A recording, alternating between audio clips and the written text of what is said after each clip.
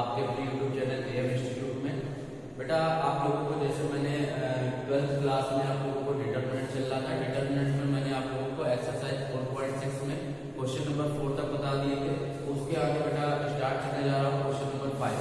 ठीक, तो question number 5 आपके सामने है। क्वेश्चन लिखा हुआ बेटा कैसे देख रहे हैं, 3x minus y minus 2z is equal to 2 और यहाँ लिखा है 2y minus z is equal to -1 and 3x minus 5y is equal to 3।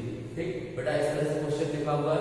अब हम इसमें सबसे पहले क्या करेंगे, सबसे पहले हम लोग a का वैल्यू लेट कर लेंगे। इसमें सबसे पहले वैल्यू लेट कर लेंगे a का।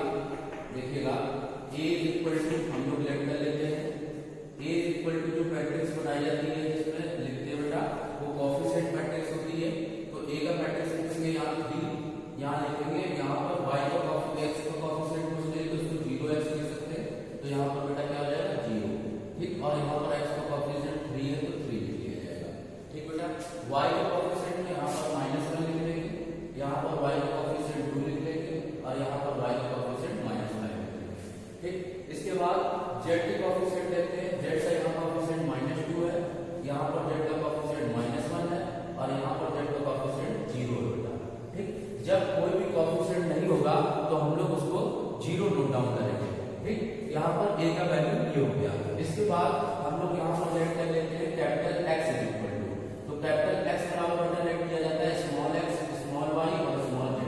ये कैपिटल X बराबर लेट करते हैं। ठीक, और k बराबर लेट करते हैं k जो वैल्यू होता है लास्ट में कोएफिशिएंट मैट्रिक्स होता है। तो लास्ट में हम लोगों को वेरिएबल्स दिए होते हैं, तो यहाँ पर 2, यहाँ -1, यहाँ पर 3, तो ये k का वैल्यू होगा। इस तरीके से हमने a का वैल्यू, x का वैल्यू और k का वैल्यू लेट कर दिया। लेट करने के बाद हम लोग क्या करेंगे, इसकी बेटा हम लोग एक ट्रांसपोज मैट्रिक्स फाइंड करेंगे। तो ट्रांसपोज मैट्रिक्स फाइंड करने के लिए हम लोगों को क्या करना पड़ेगा, लेट करना पड़ेगा। फिर से क्या लेट करना पड़ेगा, एक लेट करना पड़ेगा b इज इक्वल टू। ठीक, b इज इक्वल टू एक मैट्रिक्स लेट करेंगे a11 a12 a13 a21 a22 a23 और a31 a32 और a33। ठीक, ये एक मैट्रिक्स लेट करेंगे। ठीक, अब इस मैट्रिक्स का सॉल्यूशन फाइंड आउट करने के लिए सबसे पहले हम लोग ये जानते हैं कि अगर इस मैट्रिक्स का सॉल्यूशन फाइंड आउट करना है तो हम लोग क्वेश्चन में कब फाइंड आउट करते हैं, इसका सॉल्यूशन कैसे निकालते हैं। तो उसके लिए सबसे पहले हम लोगों को क्या करना पड़ता है, पहले मॉड a की वैल्यू फाइंड करनी होगी बेटा।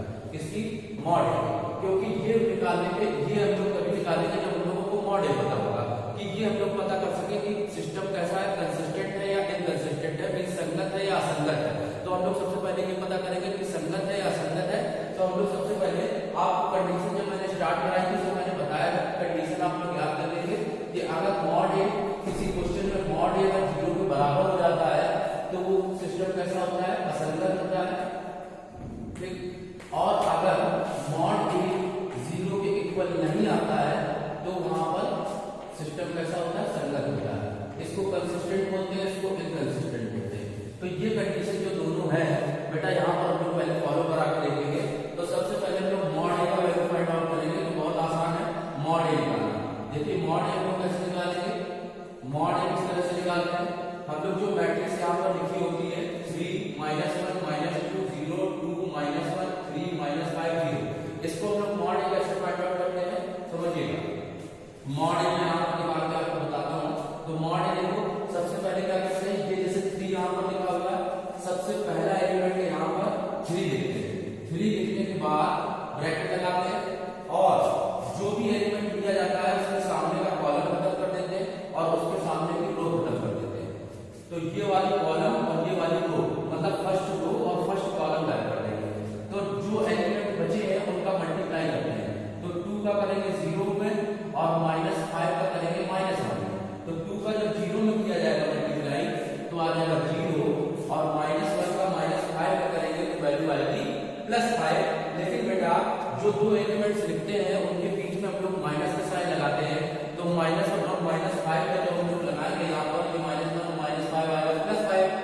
लेकिन हम लोग सब्ट्रैक्शन का चिन्ह लगाते हैं तो यहाँ पर वैल्यू क्या आ जाएगी, -5 आ जाएगी। ठीक, ये आगे -5। इसके बाद जो दूसरा वैल्यू लिखा जाता है वो यहाँ पर माइनस में लिखा जाता है, तो माइनस तो पहले से लगा हुआ है, तो ये वैल्यू क्या हो जाएगी, प्लस हो जाएगी, तो इसको हम लोग लिखेंगे प्लस 1। ठीक, इसके बाद प्लस 1 लिखने के बाद फिर वही चीज, अब जो यहाँ पर एलिमेंट दिया है, जैसे ये वाला ले रहे हैं, तो ये वाला लेंगे तो इसके सामने वाला रो खत्म कर देंगे, कॉलम खत्म कर देंगे, और उसके सामने वाली रो खत्म कर देंगे। तो अब बेटा यहाँ पर आएगा 0 3 -1 0, तो 0 का 0 मल्टीप्लाई करेंगे तब तो 0 आएगा, और 3 का मल्टीप्लाई -1 में करेंगे तो -3 आएगा। लेकिन सिंबल पहले से माइनस का लगता है, तो -1 का जब 3 में मल्टीप्लाई करेंगे तो -3 आएगा, और माइनस माइनस क्या हो जाएगा, प्लस हो जाएगा। तो यहाँ पर आ जाएगा 0 + 3। ठीक, इसके बाद प्लस आ जाएंगे, लास्ट वाले सिंबल पे प्लस लगता है, लेकिन यहाँ पर ऑलरेडी पहले से माइनस लगा हुआ है, तो हम लोग यहाँ पर क्या लिख देंगे, यहाँ पर हम लिख देंगे -। ठीक, इसके बाद ब्रैकेट लगाएंगे। अब ये वाला एलिमेंट लिया जाएगा, तो इसके सामने का कॉलम खत्म कर देंगे, इसके सामने का रो खत्म कर देंगे, तो इसका मल्टीप्लाई करेंगे तो -5 आएगा, और इसका मल्टीप्लाई करेंगे तो ये आ जाएगा -6। ठीक, तो ये वैल्यू इस तरह से यहाँ पर क्या निकल आई, हम लोग कहते हैं मॉड ए। ध्यान दीजिएगा, एक बार फिर से समझा देता हूँ पूरा। ये यहाँ पर 3 लिखा था, 3 हमने नोट डाउन किया, इसका मल्टीप्लाई किया 0 आ जाएगा, इसका मल्टीप्लाई करेंगे आएगी बेटा वैल्यू +5, लेकिन हम लोग क्या करते हैं, सिंबल लगाते हैं माइनस का, तो -5 आ जाएगा। फिर इसके बाद यहाँ पर माइनस लगाते हैं, तो यहाँ पर वैल्यू हो जाएगी पॉजिटिव, क्यों, क्योंकि ऑलरेडी यहाँ पर क्या लगा हुआ है, पहले से माइनस लगा हुआ है, तो ये माइनस क्या हो जाएगा, यहाँ पर प्लस हो जाएगा, तो +1 लिख देंगे। फिर जब ये लिखेंगे तो ये वाला कॉलम खत्म हो जाएगा, ये वाली रो खत्म हो जाएगी, तो 0 का 0 मल्टीप्लाई करेंगे तो 0 आएगा, लेकिन -1 का मल्टीप्लाई 3 में करेंगे तो वैल्यू आएगी -3, लेकिन सिंबल लगाते हैं इसका माइनस का, तो ये हो जाएगा +3।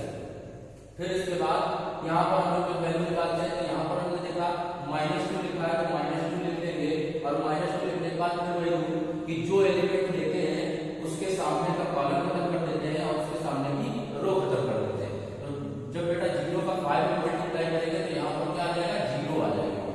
ठीक, ये वैल्यू क्या आ जाएगी, 0। जब इसमें 5 को मल्टीप्लाई करेंगे 0 हो जाएगा, तो ये वैल्यू हो गई 0, और ये हो गई कितनी, -6, क्योंकि सब्ट्रैक्ट करके लिखना होता है, तो 3 2 6 हो जाएगा। ठीक, तो -6 हो जाएगा। इसके बाद अब देखें यहाँ पर मल्टीप्लाई करेंगे तो ये कितना आ जाएगा, -15, ये -15 हो गया, और प्लस आ गया यहाँ पर 3, और ये -+12। तो इस तरीके से ये 12 और ये 3 15 है, तो मॉड ए बराबर वैल्यू आ जाएगी -15 + 15, तो ये दोनों कैंसिल आउट हो जाएंगे। तो इस तरीके से ये वैल्यू आई 0 के इक्वल, मींस मॉड ए इसके इक्वल आ गया, 0 के इक्वल आ गया, किसके इक्वल आ गया, 0। और अगर मॉड ए 0 के इक्वल आता है तो हल कैसा होता है, असंगत होता है। आपको ये मैंने बता दिया था स्टार्टिंग में, जब चालू किया था तो आपको फर्स्ट में बताया था कि जब मॉड ए 0 के इक्वल आता है तो सॉल्यूशन असंगत होता है, और ऐसे क्वेश्चन को वेरीफाई करने के लिए हम लोग क्या करते हैं कि ये असंगत है या नहीं है, तो उसके लिए भी हम लोग ये बी का यूज करते हैं। तो हम लोग सबसे पहले क्या करेंगे बेटा, मॉड ए फाइंड करेंगे। अगर मॉड ए का वैल्यू 0 आता है तब वो क्वेश्चन असंगत होगा, और असंगत वाले क्वेश्चन में हम लोगों को बी का वैल्यू लेट करना पड़ेगा। अगर ये क्वेश्चन वहां पर संगत आ जाता तो हम लोगों को सॉल्व करने की कोई जरूरत ना पड़ेगी। ठीक, हम लोगों को जरूरत कब पड़ेगी, जब हम लोग यहाँ देख लेंगे कि मॉड ए का वैल्यू क्या आ गया, 0 आ गया। मीन्स क्या होगा कि अगर मॉड ए का वैल्यू 0 आ जाता है तो हम लोग सबसे पहले क्या करेंगे, बी फाइंड आउट करेंगे, और बी फाइंड आउट करने के लिए बी को आपको लेट करना पड़ेगा, एक मैट्रिक्स बनाना पड़ेगा, A11 A12 A13 A21 A22 A23 A31 A32 और A33। तो ये सारी वैल्यूज हम लोगों को फाइंड आउट करनी पड़ेंगी। ये वैल्यू फाइंड आउट करने के बाद हम लोग बी का मैट्रिक्स फाइंड आउट कर पाएंगे, और हम लोग ये भी वेरीफाई कर पाएंगे कि ये असंगत है या नहीं है। तो देखते हैं कैसे हम लोग वेरीफाई करते हैं। तो स्टार्ट करते हैं, A11 ये सारी वैल्यू फाइंड आउट करना। देखो इन वैल्यूज को कैसे फाइंड आउट करते हैं, बहुत आसान है।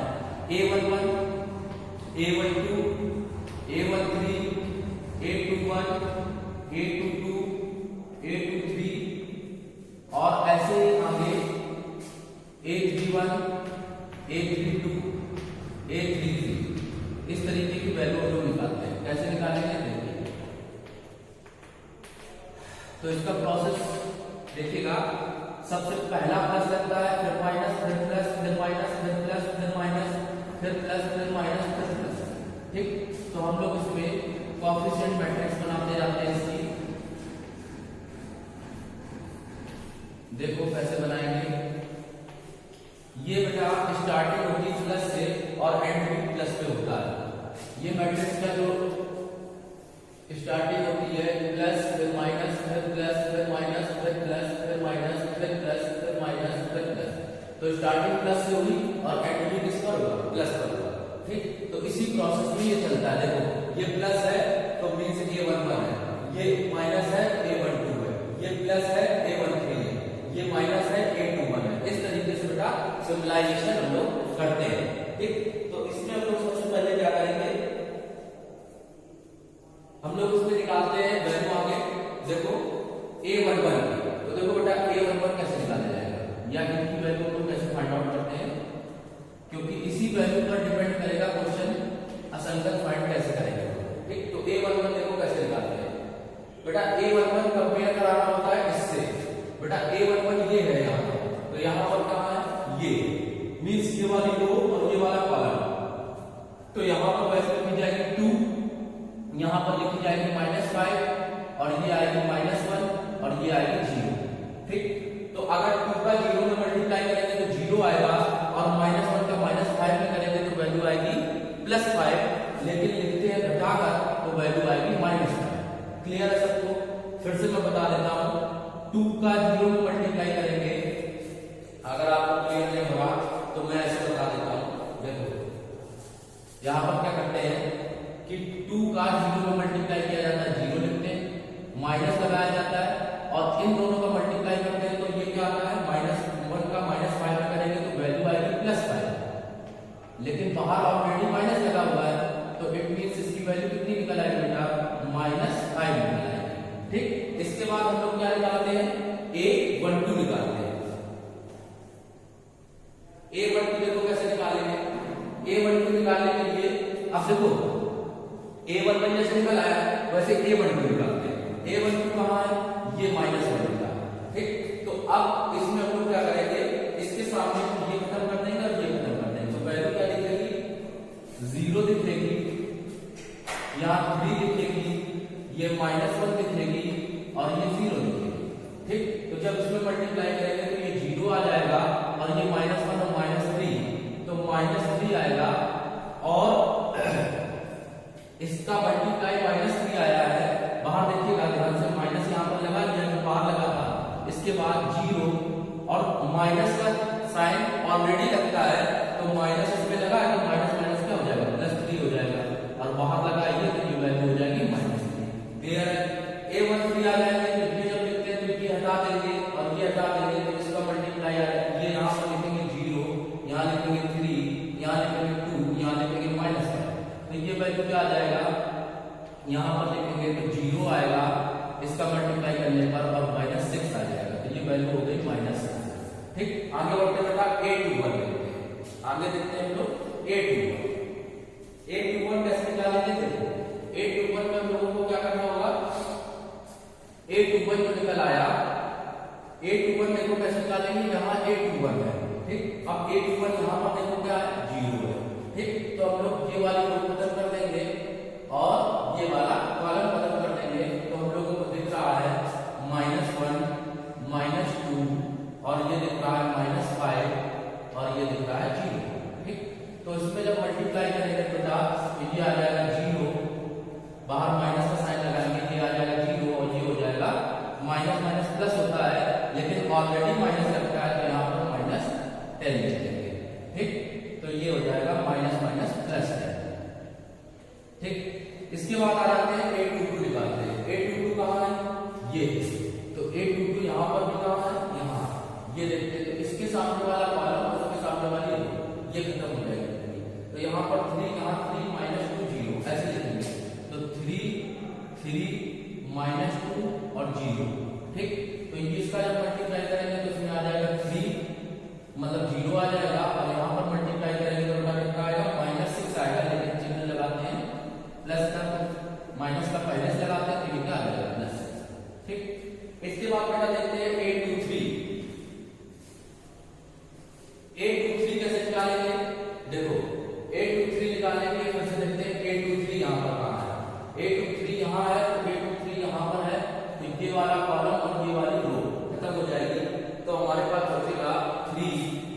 1 और 3 और -5, 3 -1 और 3 -5 मल्टीप्लाई कर देंगे तो माइनस लिखेंगे, यहाँ पर मल्टीप्लाई आएगा -15, यहाँ पर मल्टीप्लाई आएगा -3, लेकिन ऑलरेडी प्लस का सिंबल माइनस का सिंबल लगता है तो ये हो जाएगा प्लस। तो वैल्यू बेटा क्या आ जाएगी -12 और माइनस माइनस हो जाएगा +12, माइनस माइनस आ जाएगा +12। ठीक, क्लियर हो गया। ये माइनस की वैल्यू आएगी और माइनस पहले से लगा हुआ है तो क्या हो जाएगा प्लस हो जाएगा। क्लियर हो गया। अब A31 और A32 और A33 हम लोगों को निकालना है। ठीक, इसको निकालते हैं तो देखो कैसे निकालेंगे। A31 निकाला जाएगा, A31 कैसे निकालेंगे, ये यहाँ पर है तो A31 की पोजीशन यहाँ है, ये कैंसिल हो जाएगा, ये कैंसिल हो जाएगा तो -1 -2 और 2 -1 मींस -1 -2 और 2 -1 मल्टीप्लाई कर देंगे तो ये बेटा वैल्यू आ जाएगी +1 और इसको मल्टीप्लाई करेंगे तो -4 आएगा और माइनस पहले से लगता है तो आ जाएगा +4। ठीक, इसको हम लोग लिख देंगे 5। ठीक है बेटा। इसके बाद आ जाते हैं A32 कहाँ है, ये है -5, तो हम लोग A32 यहाँ पर देखेंगे तो इसके सामने का कॉलम और उसके सामने की रो ये खत्म हो जाएगा तो 3 0 -2 -1 3 0 -2 -1 मल्टीप्लाई कर देंगे इसका तो देखो इसका जब मल्टीप्लाई किया जाएगा ध्यान देना तो ये आ जाएगा -3 और ये आ जाएगा 0, -3 हो जाएगा +3। इसके बाद निकालेंगे A33 कैसे निकाला जाएगा ध्यान दीजिएगा।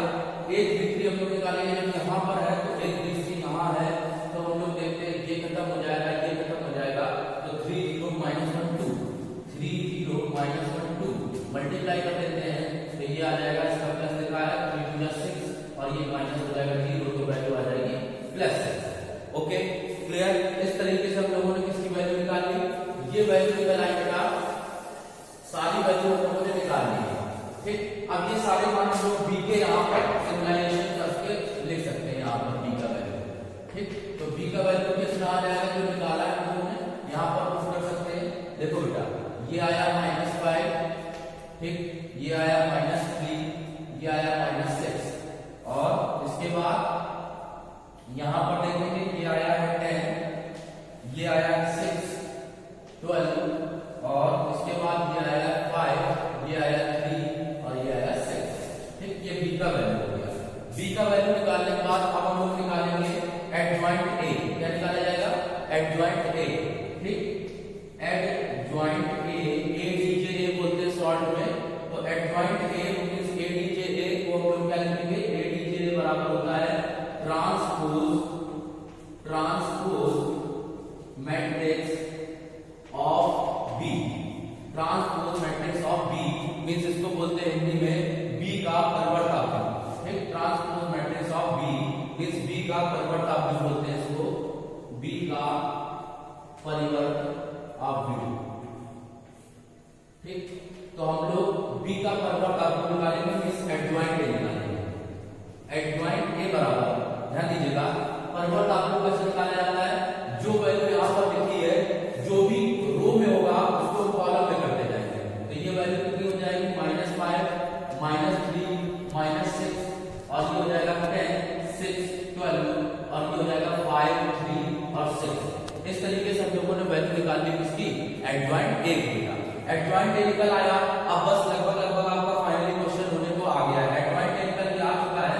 ठीक, किसी क्वेश्चन में आपको केवल एडजॉइंट a ही पूछा जाएगा। जब एडजॉइंट a केवल निकालने को पूछा जाएगा तो हाफ मार्क्स में क्वेश्चन आएगा और अगर इसके आगे प्रोसीड करना होगा तो आप लोग आगे देखेंगे। तो हम लोग देखते हैं एडजॉइंट a में मल्टीप्लाई कराते हैं किसका, k का, मल्टीप्लाई कराते हैं k का ये वैल्यू लिखा हुआ है, हम लोग एडजॉइंट a को मल्टीप्लाई कराएंगे तो एडजॉइंट a into k करते हैं। ठीक, तो ये चेक किया जाएगा एडजॉइंट a, ध्यान दीजिएगा, इसको हम लोग देखेंगे यहाँ पर कैसे निकालेंगे। देखिए अब हम लोग इसको चेक करते हैं, हम लोग फाइंड आउट करते हैं एडजॉइंट a